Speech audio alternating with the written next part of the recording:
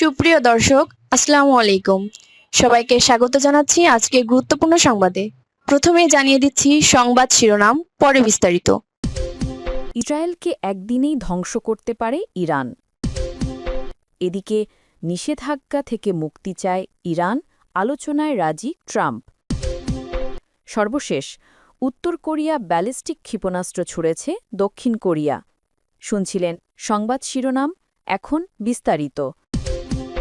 তার আগে ছোট্ট একটি আবেদন। যদি মানবতার প্রতি আপনার বিশ্বাস থাকে, যদি আপনি অন্যায়ের বিপক্ষে দাঁড়াতে চান, তাহলে আজই আমাদের পরিবারের অংশ হন। চ্যানেলটি সাবস্ক্রাইব করুন, কারণ আপনার একটি ক্লিকই হতে পারে নিপীড়িতদের পাশে দাঁড়ানোর শক্তি। আর নিচে কমেন্টে লিখুন, আমরা নীরব নই, আমরা মানবতার পক্ষে। প্রতিটি শব্দ আপনার প্রতিবাদের প্রতিধ্বনি হয়ে পৌঁছাবে গাজার শিশু, সুদানের মায়ের আর মানবতার হৃদয়ে। চলুন বেশি কথা না বাড়িয়ে বিস্তারিত জেনে নিই। ইসরায়েলকে একদিনেই ধ্বংস করতে পারে ইরান। ১২ দিনের যুদ্ধে আয়রন ডোমকে ফাঁকি দিয়ে ইসরায়েলি ভূখণ্ডে আঘাত হেনে বিশ্বের সামরিক বিশেষজ্ঞদের প্রশংসা কুড়িয়েছে ইরান। দেশটির ক্ষেপণাস্ত্রগুলো ইসরায়েলকে এক নজিরবিহীন নিরাপত্তা দুঃস্বপ্নের মুখোমুখি করেছিল। ১২ দিনের ওই যুদ্ধে শক্তি প্রদর্শন করে ইরানি ক্ষেপণাস্ত্রগুলো আবারও পশ্চিমা বিশেষজ্ঞদের প্রশংসা জাগিয়ে তোলে এবং ইসরায়েলের মারাত্মক দুঃস্বপ্নের দিকে দৃষ্টি আকর্ষণ করে।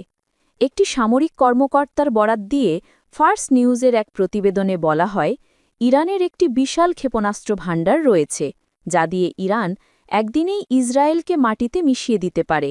এমনটাই মনে করেন মার্কিন সেনাবাহিনীর প্রাক্তন সদস্য কর্নেল ডগলাস ম্যাকগ্রেগর। তিনি জোর দিয়ে বলেন, ইরান একেবারেই যুদ্ধ শুরু করতে চায় না, তবে শত্রুর মুখোমুখি হওয়ার জন্য তাদের উল্লেখযোগ্য সামরিক ক্ষমতা রয়েছে। ম্যাকগ্রেগরই একমাত্র ব্যক্তি নন যিনি ইরানের ক্ষেপণাস্ত্র ক্ষমতার প্রশংসা করেছেন। ১২ দিনের ওই যুদ্ধের সময় যখন ইরানি ক্ষেপণাস্ত্রগুলো নিক্ষেপ করা হচ্ছিল এবং অধিকৃত অঞ্চলের গভীরে সেগুলো আঘাত হানছিল, তখন অন্যান্য বিশেষজ্ঞরাও ইরানের প্রশংসা করেন। এই ব্যক্তিদের মধ্যে একজন কৌশলগত তর্কি বিশেষজ্ঞ, ইব্রাহিম কালাস। তিনি বলেছেন, ইরান ইসরায়েলের আয়রন ডোমকে একটা ড্রেনে পরিণত করেছে। এই সামরিক বিশেষজ্ঞ বিশ্বাস করেন, ১২ দিনের সেই যুদ্ধের আগে ইসরায়েল নিজেকে বিশ্বের সবচেয়ে নিরাপদ অঞ্চল হিসেবে উপস্থাপন করার চেষ্টা করছিল।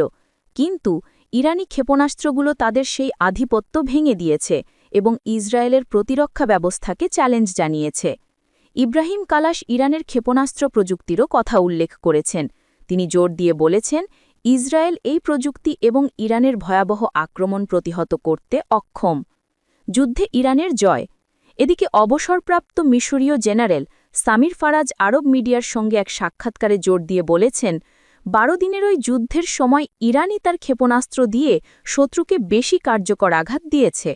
ওই সাক্ষাৎকারে জেনারেল ফারাজ বলেছেন, কেবল ইরানই প্রথমবারের মতো ইহুদি বসতি স্থাপনকারীদের প্রকৃত ভয়ের স্বাদ দিতে পেরেছে। তিনি আরও বলেন, ইরানের সামরিক শক্তি ইহুদিদের প্রথমবারের মতো আশ্রয়কেন্দ্রে টানা কয়েকদিন কাটাতে বাধ্য করেছিল। এমনকি ইরানি ক্ষেপণাস্ত্রগুলো প্রধানমন্ত্রী বেঞ্জামিন নেতানিয়াহু সহ ইসরায়েলি কর্মকর্তাদেরও আশ্রয়কেন্দ্রে পালিয়ে যেতে বাধ্য করেছে। উল্লেখ্য, ইরানি ক্ষেপণাস্ত্রের আঘাতে ক্ষয়ক্ষতি নিয়ন্ত্রণের জন্য ইসরায়েলের প্রচেষ্টা সত্ত্বেও এই ক্ষেপণাস্ত্র দ্বারা সৃষ্ট ধ্বংসের গভীরতা থেকে এখনও কাটিয়ে উঠতে পারেনি ইসরায়েল। ইরানের অ্যাপোক্লিপটিক ক্ষেপণাস্ত্র সম্পর্কে পশ্চিমাদের ভয়।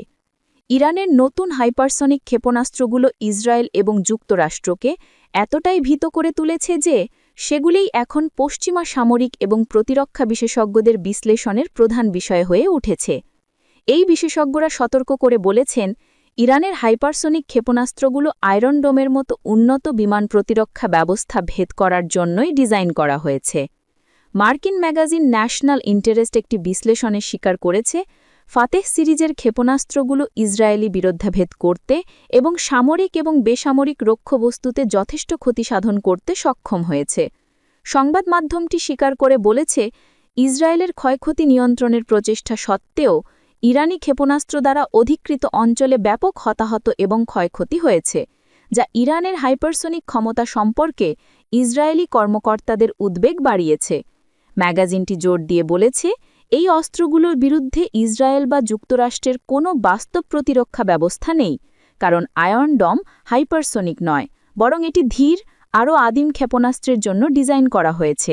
ইসরায়েল গত ১৩ জুন ইরান আক্রমণ করেছিল দেশটিকে ভেঙে ফেলার লক্ষ্যে, কিন্তু তার প্রত্যাশার বিপরীতে যুদ্ধে তারা কেবল তাদের লক্ষ্য অর্জনেই ব্যর্থ হয়নি, বরং ইরানি ক্ষেপণাস্ত্রের আঘাতে তাদের স্থাপনাগুলো বারবার লক্ষ্যবস্তু হয়েছে এবং এর গুরুত্বপূর্ণ গবেষণা প্রতিষ্ঠান ধ্বংস হয়েছে। পশ্চিমা বিশ্লেষকরা ইরানের নতুন ক্ষেপণাস্ত্র সম্পর্কে ইসরায়েল ও যুক্তরাষ্ট্রকে সতর্ক করে বলেছেন, ইরান পূর্ণমাত্রায় আক্রমণে ডিমনা পারমাণবিক চুল্লি বা হাইফা বন্দরের মতো গুরুত্বপূর্ণ সম্পদ লক্ষ্যবস্তু করতে পারে। ইরান এর আগে পশ্চিম এশিয়ায় ২টি মার্কিন ঘাঁটি লক্ষ্যবস্তু করে তার শক্তি প্রদর্শন করেছিল। শহীদ জেনারেল কাশেম সোলাইমানিকে হত্যা করে মার্কিন অভিযানের জবাবে দেশটি তার ক্ষেপণাস্ত্র দিয়ে ইরাকের আইন আল আসাদ ঘাঁটি লক্ষ্যবস্তু করেছিল। তারপর ১২ দিনের যুদ্ধে ইরানের পারমাণবিক স্থাপনে মার্কিন আক্রমণের পর তারা কাতারের আল উদেইদ ঘাঁটি লক্ষ্যবস্তু করেছিল। এসব ইরানের শক্তি ও সক্ষমতার প্রমাণ। এদিকে নিষেধাজ্ঞা থেকে মুক্তি চায় ইরান, আলোচনায় রাজি ট্রাম্প। ইরান পারমাণবিক অস্ত্র বানাচ্ছে এমন অভিযোগে জাতিসংঘ দেশটির উপর নিষেধাজ্ঞা দিয়েছে। মার্কিন যুক্তরাষ্ট্র একই অভিযোগে কঠোর নিষেধাজ্ঞা দিয়েছে, সেটি থেকে মুক্তি পেতে চায় মধ্যপ্রাচ্যের দেশটি, এমন দাবি করেছেন মার্কিন প্রেসিডেন্ট ডোনাল্ড ট্রাম্প। বৃহস্পতিবার ৬ নভেম্বর ট্রাম্প বলেছেন তিনিও চান ইরানকে মুক্তি দিতে, এর জন্য আলোচনার পথ খোলা রাখছেন। খবর রয়টার্সের। মার্কিন প্রেসিডেন্ট বলেন, সত্যি কথা বলতে ইরান জিজ্ঞেস করেছে নিষেধাজ্ঞাগুলো তুলে নেওয়া সম্ভব কিনা। ইরানের ওপর খুবই কঠোর মার্কিন নিষেধাজ্ঞা রয়েছে, যা তাদের জন্য সত্যিই কঠিন করে তুলেছে। মধ্য এশিয়ার নেতাদের সঙ্গে এক নৈশভোজ শেষে ট্রাম্প বলেন, আমি বিষয়টি শোনার জন্য উন্মুক্ত, দেখা যাক কি হয়, তবে আলোচনা করতে রাজি আছি।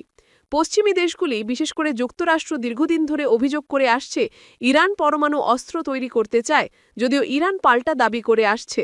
মধ্যপ্রাচ্যের দেশটির দাবি, তাদের পারমাণবিক কর্মসূচি সম্পূর্ণ শান্তিপূর্ণ উদ্দেশ্যে। ২০১৮ সালে যুক্তরাষ্ট্র তেহরানের সঙ্গে করা আন্তর্জাতিক পরমাণু চুক্তি থেকে সরে আসে, তখন কঠোর নিষেধাজ্ঞা শোনে ইরান।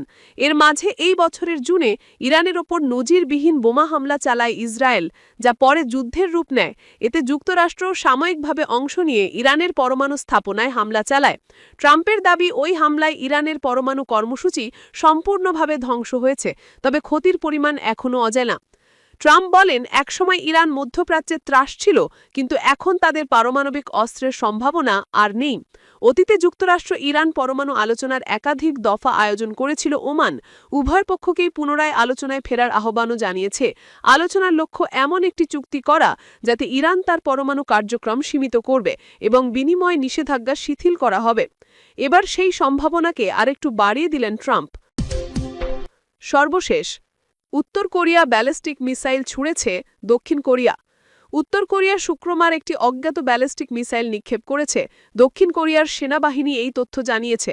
মার্কিন প্রেসিডেন্ট ডোনাল্ড ট্রাম্প দক্ষিণ কোরিয়ার পরমাণু শক্তিচালিত সাবমেরিন তৈরির পরিকল্পনা অনুমোদনের প্রায় সপ্তাহ পর শুক্রবার উত্তর কোরিয়ার এই ব্যালিস্টিক মিসাইল নিক্ষেপের ঘটনাটি ঘটল।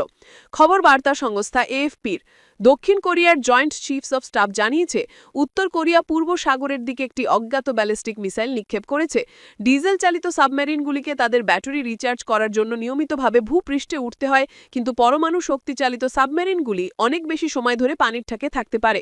বিশেষজ্ঞদের মতে, পরমাণু শক্তিচালিত সাবমেরিন নির্মাণ দক্ষিণ কোরিয়ার নৌ ও প্রতিরক্ষা শিল্পে একটি যুগান্তকারী অগ্রগতি হবে, যা দেশটিকে এই ধরনের উন্নত প্রযুক্তির অধিকারী সীমিত সংখ্যক দেশের মধ্যে অন্তর্ভুক্ত করবে। গণমাধ্যম ও বিশ্লেষণ প্রতিবেদন অনুযায়ী মার্কিন যুক্তরাষ্ট্র, অস্ট্রেলিয়া, চীন, রাশিয়া, ভারত, ফ্রান্স ও ব্রিটেন, এই ৭টি দেশ পরমাণু শক্তিচালিত সাবমেরিনের দিকে অগ্রসর হয়েছে। দক্ষিণ কোরিয়ার রাষ্ট্রপতির কার্যালয় জানিয়েছে, পরমাণু চালিত সাবমেরিন তৈরির জন্য প্রয়োজনীয় কাঁচামাল সামরিক ব্যবহারের জন্য সীমিত হওয়ায় সিউলের ওয়াশিংটনের অনুমোদন প্রয়োজন।